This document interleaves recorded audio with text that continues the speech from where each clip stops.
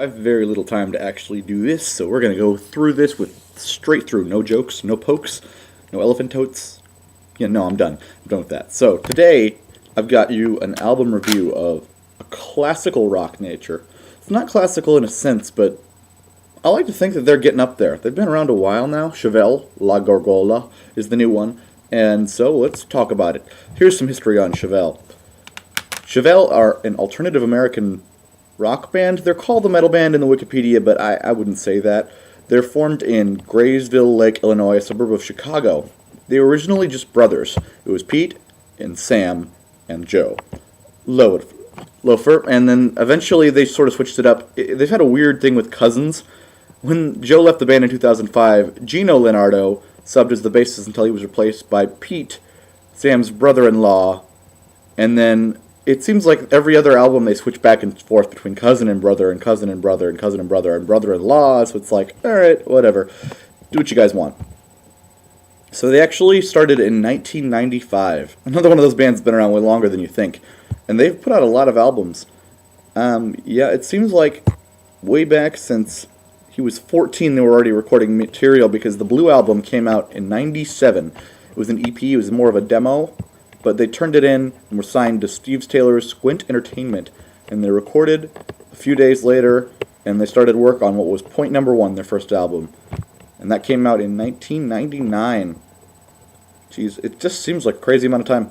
After that, they put out Wonder What's Next in 2002 and toured with Sevendust, Machine Head Filter, and Powerman 5000. Quick way to get started in the world.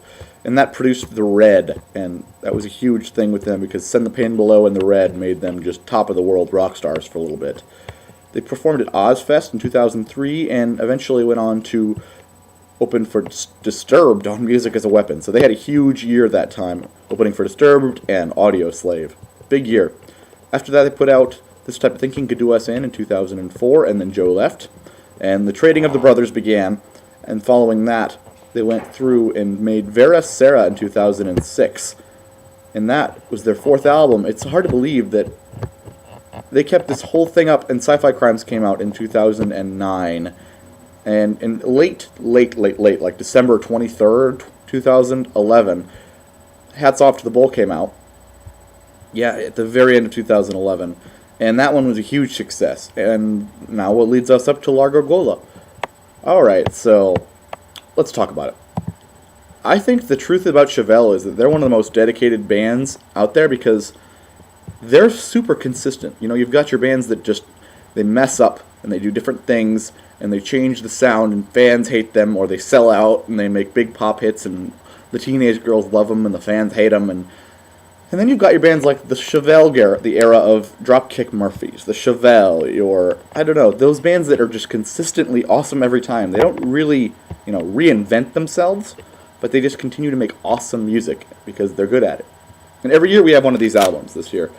I think the past couple years it's been putting up these releases where a band has been always good and putting out great releases, so their entire career they've never phoned it in, but they step it up on the new one and remind us why they were awesome in the first part. Like, let's see, I called the 2012 era of this album the awesome album, the not reinventing album, just the making the wheels spin faster album. It was Foo Fighters' Wasting Light. And last year we had Alter Bridge with Fortress kick it up a notch and remind us why they were awesome. And this year, Chevelle La Gargola. So it's interesting because I've actually loved Chevelle since Point Number 1. I've been following them for a very long time. Didn't realize it had been that long, but I've been following them since 1999 apparently. I love Sci-Fi Crimes and Hats Off to the Bull, and they were both super awesomely solid rock albums that cannot be argued. But this one is just so much heavier and darker, and it really suits Chevelle well. You get to the start of this album, they open a can of whoop-ass right in your face because Ouija board opens up with this eerie cymbal clanking. It sounds like it was played on like random various items like pots and pans and things you'd expect in a haunted house soundtrack. After that, they were firing off, and they started into the heaviest song I've ever heard them write, and it's amazing. It blew me away. The riffs are blasting, the drums are just unbelievably heavy. They've got this grinding bass line, and the singer, he takes it in this full, almost corn screams and growls and just heavier things that he's ever done before. It's great. Distorted riffs. It's not their usual melodic bass and guitar, but it works. This is one of my favorites on the album, and it's huge huge highlight, and it goes straight through the next one, An Island.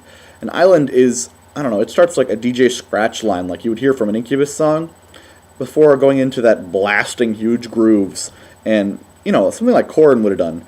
It's an amazing song. It pushes the limits of hard rock for Chevelle, and it's my favorite song on the album. It's just great. After that, you got your lead single. Take Out the Gunman is the lead single, and it sounds like it's destined for radio play, and it's not a bad thing.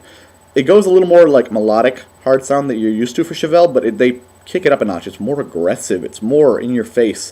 You can feel it. It's like I Get It, their song I Get It.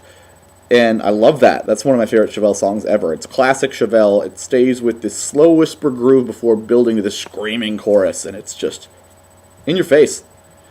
Jawbreaker sees the drummer just absolutely murdering the kit. It's a huge power source, and it drives the whole song.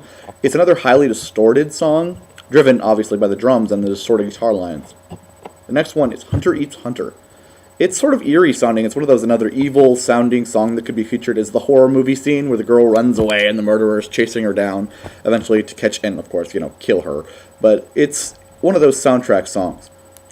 The next one is One Ocean, and they slow it down a bit.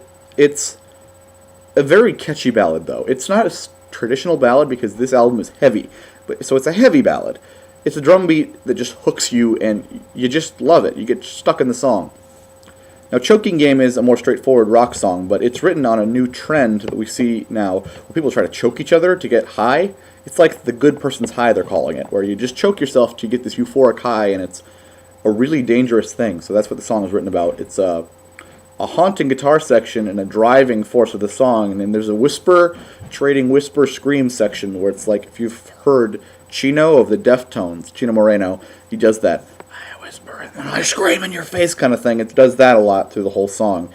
And it works for the song because it's intensified as the Choking Game. The Damned, again, is things slowing back down a bit. It's still a driving rock song, and it's insanely catching riff, but it's some of the heavy is lost for a slower song, but it still drives and it works. It's got a really catchy riff, and you just can't get past that, and it's great. Chevelle is doing what they do best here. Under the Knife, we've got this kicks things back into a heavy side. It trades off between huge build-ups and lead screaming choruses where there's just a huge scream chorus and then they go back to guitar blasting. So it's guitar blast and then screams as loud as he can and then guitar blast. I love it. The diversity as the song builds up through the whole thing, it makes it feel just intense, and it's one of my favorite songs on here. Twinge is the last song on the album. It's the closer. It's this hypnotic light rock song, but it's interesting because its singer spends most of the time doing this whisper-style singing without the scream on the end, just the whisper style, again, like the Deftones.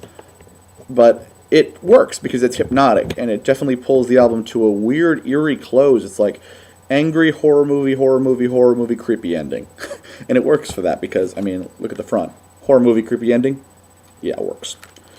I don't know. They have a cult following as one of the most dependable rock bands, and every album they put out is good, so what do you expect? I just think it's great because they could have phoned this album in and people would have eaten it up. But they didn't. They put out an album where they pushed the limits of the hardest sounds they've ever made. They experimented with new instruments, new ideas, and the album's awesome. It works. Honestly. 4.5 out of 5 stars. It's one of the best of the year so far when it comes to rock records, and it's got some huge highlights. Check out Ouija Board, An Island, Take Out the Gunman, and for me, Under the Knife. But there's so many others that people have been loving, and there's a reason for it. All right, we'll be back with another one after work. Got to do that first. So hold on and wait.